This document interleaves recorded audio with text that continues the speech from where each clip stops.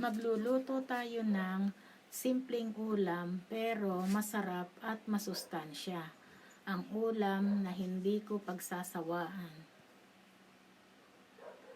Sa kawali, ipabrown muna natin ang ating pangsahog na baboy para magmantika na rin siya at yun na ang gagamitin natin sa paggisa.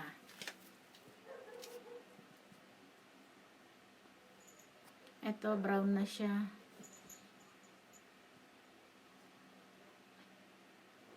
Lagay lang natin sa gilid at maggisa na tayo ng bawang.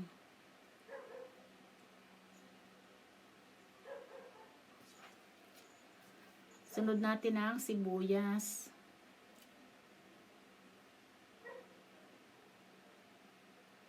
And then kamatis.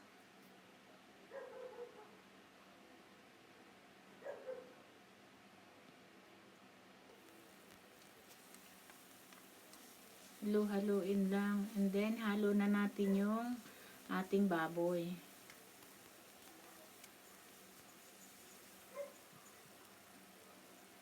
Lagay na natin ang ating gulay. Sobra pong mahal ng gulay ngayon, kaya konti lang to. Tamang-tama lang pang isang kainan.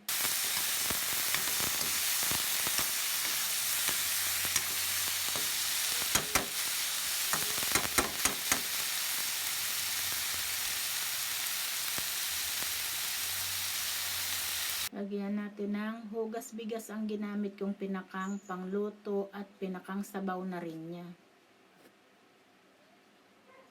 Lagyan natin ng bagoong isda. And then haluin.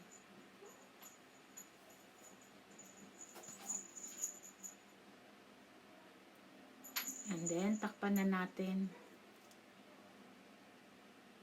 Check natin kung malambot na, matigas pa, pero tuyot na ang natin sabaw. Dagdag ulit tayo.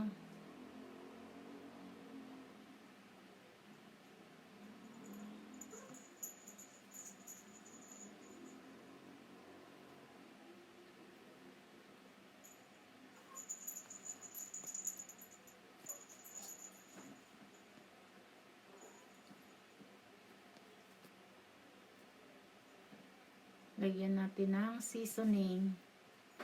Ang pampalasa natin.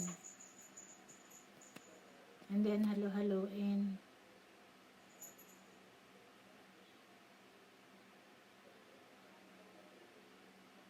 And then takpan uli natin para maluto. Ayan, check na natin. Luto na to siguro.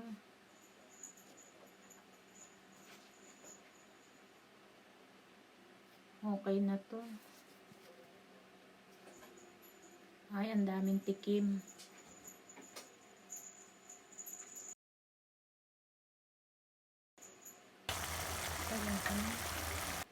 Okay na, luto na ang ating pakbit. Ito na ang ating masarap at masustansyang ulam, ang pinakbit. Ayan, kain na po tayo.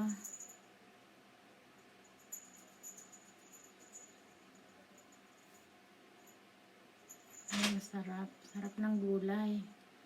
Ito ang ulam talagang hindi mo pagsasawaan. Masustansya pa. Mas masarap po ang pakbit kapag baboy ang kahalo niya, kahit kapraso lang.